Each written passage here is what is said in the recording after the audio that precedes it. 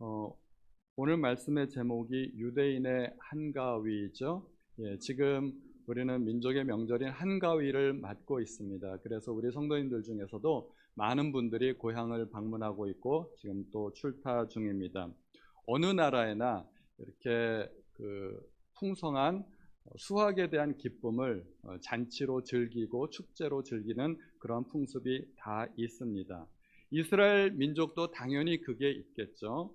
미국 같은 경우는 추수감사절이라고 해서 우리나라 달력으로 11월에 해당하는 그런 절기가 있습니다. 유대인들도 그런 절기가 있죠. 이스라엘 민족은 과거에서부터 추수한 것을 저장한다고 해서 수장절이라고 불렀습니다. 우리나라의 추석과 똑같은 의미입니다. 추수한 것을 저장한다. 수장절이죠.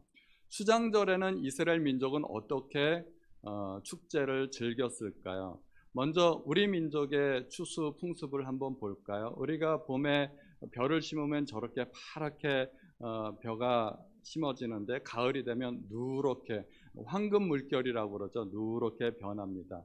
또 나무마다 이렇게 과실들이 다 연걸어 가지고 풍성하게 익는 모습을 보여줍니다. 저런 오곡백과를 다 한 그릇에 모아 보면은 저렇게 풍성한 모습이 됩니다. 보기만 해도 얼마나 풍성한가요? 저런 것들을 다 요리로 만들어서 식탁을 풍성하게 차리고 우리가 추석 때는 저런 상차림을 해서 먹습니다.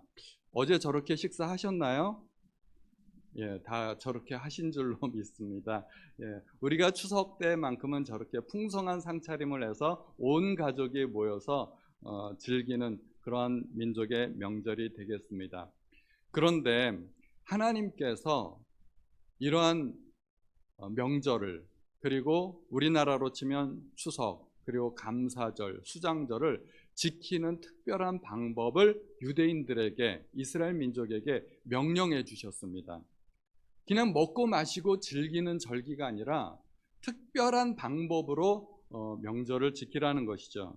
유대인들은 특별히 이 감사절을 보내는 세계에서 유일하고도 독특한 방법이 있습니다. 제가 알기로는 유대인들밖에는 이렇게 안 지켜요. 그들은 광야에 나가서 나뭇가지로 초막을 짓고 일주일간을 야영 생활을 해야만 했습니다.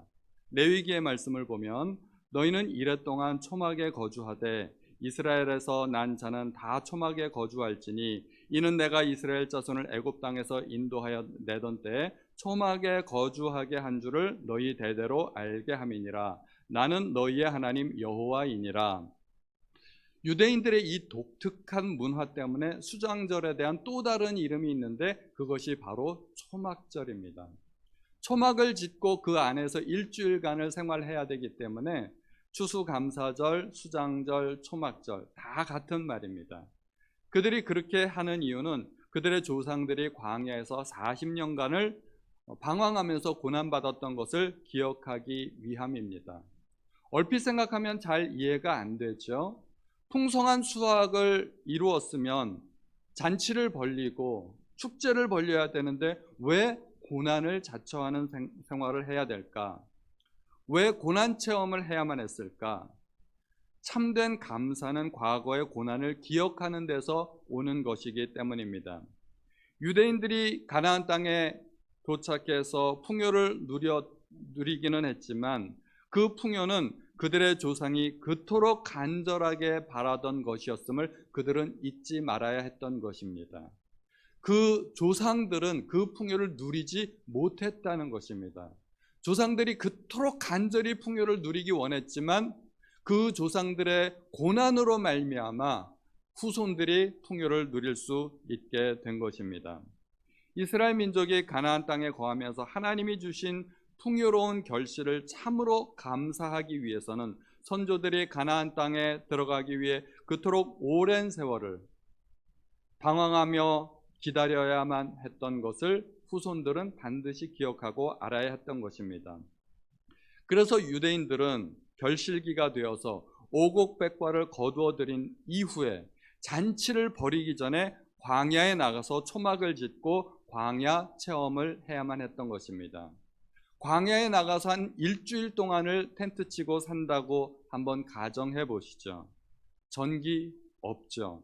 수도 없고 화장실도 없고 샤워 시설도 없고 난방 시설도 없고 비 오면 비 맞아야 되고 바람 불면 바람 맞아야 되고 고생이 되겠죠. 일주일 동안 고생 좀 하라는 이야기입니다.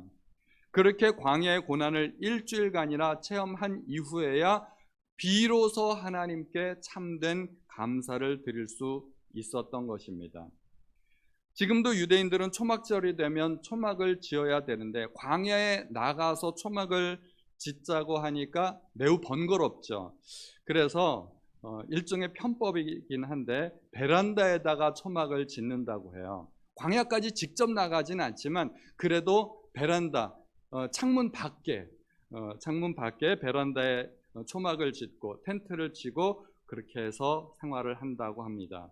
별이 보여야 되기 때문에 이스라엘 아파트는 계단형으로 되어 있는 경우가 많다고 합니다. 사진 보이시죠? 이러한 습관이 유대인들에게는 자연스러운 연중 행사가 되었고 그들은 역사를 잊지 않는 민족이 되었다고 합니다.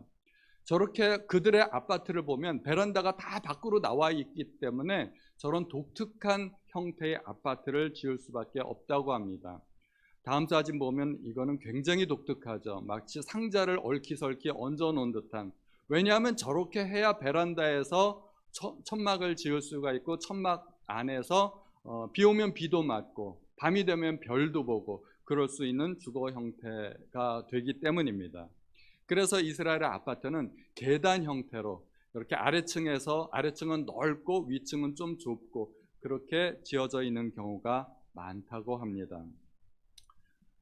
우리도 하나님께 참된 감사를 드리기 위해서는 과거에 우리 조상들이 겪었던 고난을 알아야 됩니다. 혹시 춘궁기라고 우리 자녀들은 아시나요? 보릿고개라고 들어보셨나요? 가을에 우리는 풍성한 이런 수확을 맞게 되지만 겨울 내내 그 수확된 곡식을 먹고 나면 봄이 되면 먹을 것이 똑 떨어집니다. 그때 많은 사람들이 굶어 죽기도 했습니다. 이른 봄에 그 보리가 나기까지 그들은 나무 껍질을 벗겨 먹기도 하고 풀뿌리를 캐서 먹기도 하고 정말 넘기 힘든 고개가 보릿고개라는 말이 있습니다. 촉은 목피라고 하죠. 풀뿌리 나무 껍질. 우리 조상들은 조선시대에 그렇게 어려운 시절을 보내야 했습니다.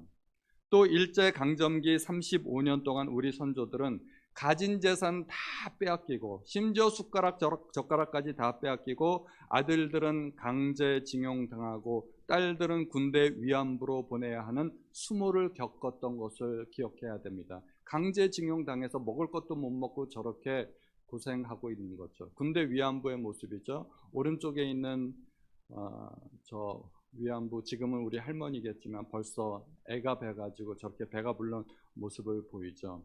우리 조상들은 정말 힘든 시기를 보내었었습니다.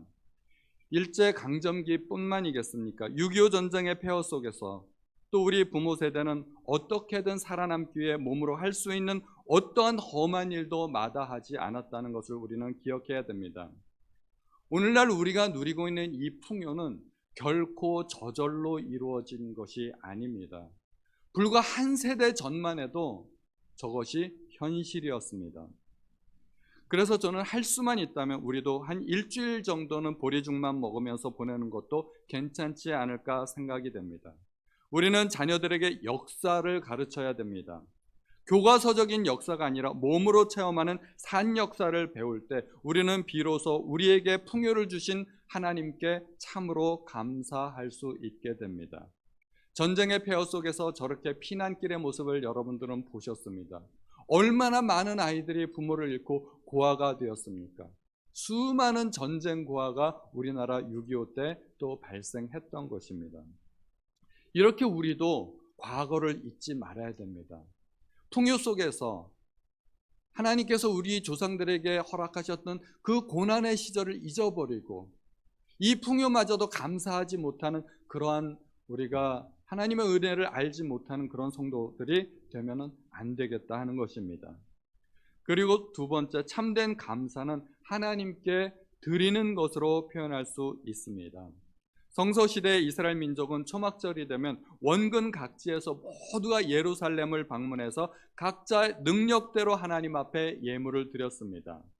하나님께 대한 감사는 말로만 드리는 것이 아닙니다. 우리가 가진 모든 것이 사실은 하나님께서 주신 것이고 하나님께서 우리에게 맡기신 것 아니겠습니까? 우리는 내 삶 속에서 하나님을 인정하는 만큼 감사할 수 있습니다. 그래서 신앙의 크기는 곧 감사의 크기라고 말씀드릴 수 있습니다. 우리는 추석 때 감사 헌금을 따로 하지는 않지요. 그러나 우리가 추수감사절인 11월에 그때 추수감사 헌금을 하나님 앞에 능력껏 바치셨으면 좋겠습니다. 하나님 앞에 감사한 것을 생각해 보라 그랬더니 어떤 분들은 막 생각하면서 아무리 생각해봐도 감사한 것이 잘 생각이 안 난다, 그런 분들이 있었습니다. 참 제가 마음이 아팠습니다.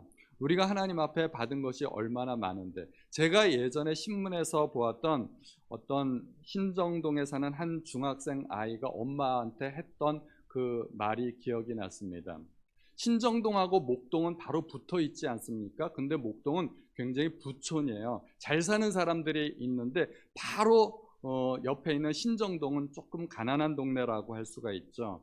목동 아이들은 학원도 뭐 대여섯 개씩 다니고 여름방학이 되면 아이들은 유럽으로, 미국으로, 동남아로 그렇게 여행들을 다닌다고 합니다. 그것을 아는 신정동의 한 아이가, 중학생 아이가 엄마한테 그렇게 말을 했다고 해요. 엄마가 나한테 해준 것이 뭐 있냐. 우리 부모님들은 그 말을 들으면 가슴이 어떻겠어요? 우리 자녀가 우리에게 엄마가, 아빠가 나한테 뭐 해준 게 있는데, 그런 말을 들으시면 가슴이 어떠시겠어요? 만약에 우리가 하나님 앞에 감사하지 못한다면 하나님도 동일한 마음을 가지실 것 아닌가, 그렇게 생각이 듭니다. 우리는 할 수 있는 대로 하나님 앞에 감사하며 그 감사의 예물을 드릴 수 있어야 되겠습니다. 또한 참된 감사는 이웃과 함께 나누는 것입니다. 하나님께서 풍성한 소출을 주신 것은 나 혼자만 누리라고 주신 것이 아니라 나누기 위한 것이라는 것을 우리가 기억해야 됩니다. 이스라엘 민족은 절기 때 노비와 레위인과 객과 고아와 과부가 함께 절기 축제를 즐겼습니다. 오늘 본문 14절에 보면 절기를 지킬 때는 너와 네 자녀와 노비와 네 성중에 거주하는 레위인과 객과 고아와 과부가 함께 즐거워하라고 말씀하고 있습니다. 노비와 레위인과 객과 고아와 과부는 재산이 없는 사람들입니다. 그들은 땅이 없기 때문에 농사를 지을 수도 없고 추수 때에도 남들의 기쁨을 옆에서 구경만 해야 하는 사람들이었습니다. 그런데 하나님은 초막절을 지키되 그들과 함께 즐거워하고 함께 지키라고 말씀하십니다. 그것이 하나님께서 우리에게 풍성한 소출을 주신 이유입니다. 우리는 하나님께서 주신 복을 이웃과 함께 나눌 수 있는 사람들이 되어야 하겠습니다. 이번 가을에 우리나라에도 큰 어려움들이 있지 않았습니까? 홍수로, 태풍으로 많은 이재민들이 발생했습니다. 우리는 이 추석 때 나는 즐겁지만 어려움을 당하고 있는 이웃도 있다는 생각을 해야 되겠습니다. 우리에게는 풍성한 기간이 될 수 있을지 모르지만 그들에게는 고난의 기간이 될 수도 있습니다. 우리도 어렵지만 나보다 더 어려운 이웃은 늘 함께 있다는 생각을 해야 됩니다. 어려운 이웃을 돕는데 우리 교회가 동참했으면 좋겠습니다. 특별히 불우이웃 돕기 헌금으로 함께 하시면 참 좋겠습니다. 우리는 1년에 2차례 전 교인의 헌금을 모아서 어려운 이웃들에게 전달합니다. 추수감사절과 그리고 부활절, 1년에 2차례 우리 교회에서 힘써 모아서 어려운 이웃들에게 전달합니다. 이러한 일들에 우리 성도님들이 적극적으로 동참해 주시기를 부탁드립니다.